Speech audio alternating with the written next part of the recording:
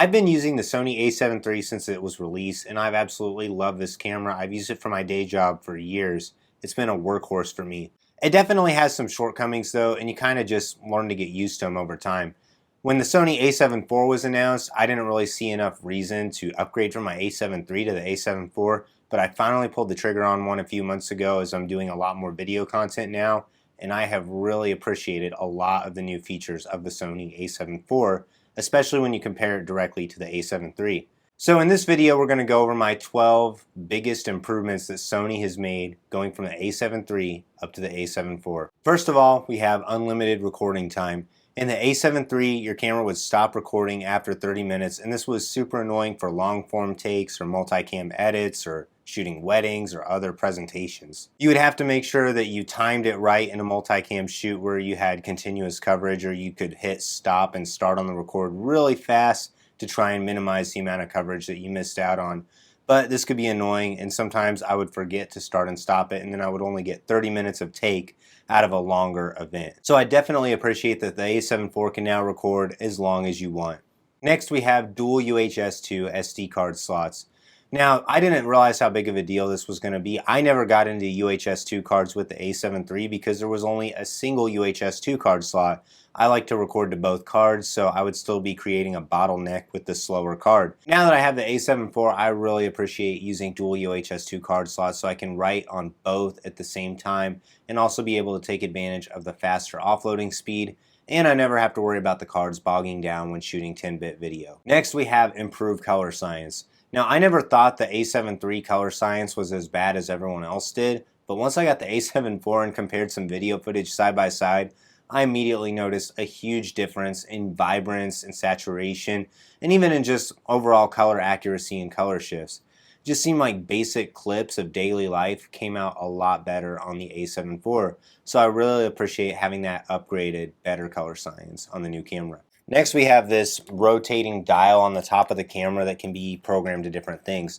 I like that they made it lock now, and before it was only good for using for exposure compensation, but now I have it set to ISO, which is really nice because you can set the ISO and then you can lock the knob and it won't rotate. Before, I had the back dial set to ISO, and sometimes it would get bumped and it would jack my ISO up way higher than I wanted it to.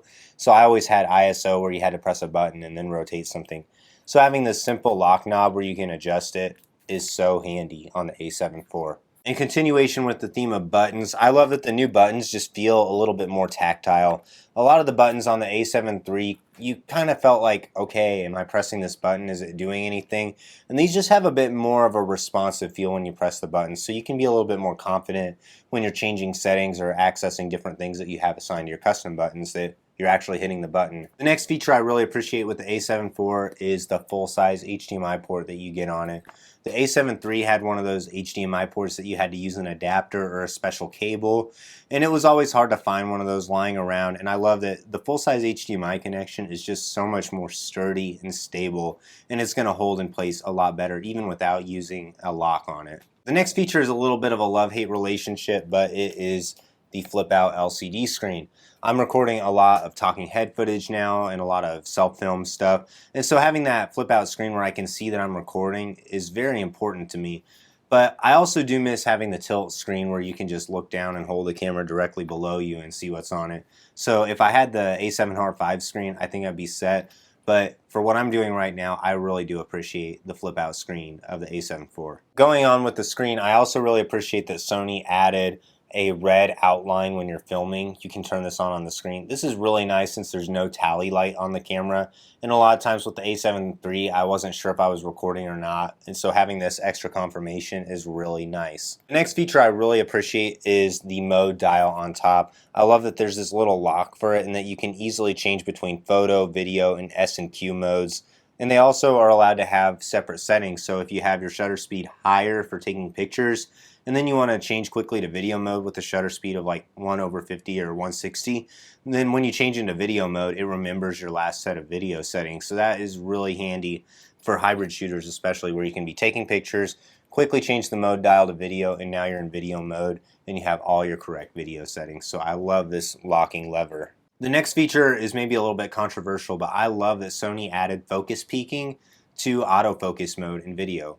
on the A7 III, focus peaking mode only worked if you were in manual focus. So it's really nice to have that focus peaking on, where even when it looks like the camera's autofocusing, sometimes you're just a little curious, is it really in focus? And having that focus peaking on just gives you that peace of mind to see exactly what's in focus, even as your camera is choosing what to autofocus on. The next feature that I really appreciate is that there's now no crop in 4K 30. Right now I'm actually shooting on my A7 III and I have just a slight crop with my 35mm lens. And this is really annoying because I picked that 35mm focal length out because I wanted to have that field of view. And on my A7 IV, it's the perfect view for my talking head shots in here.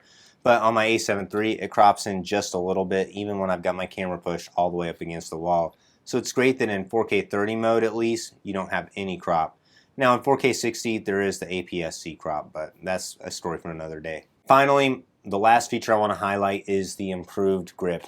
When you take a look at the A7 IV and compare it side by side with the A7 III, you might notice that the grip is just a little bit longer.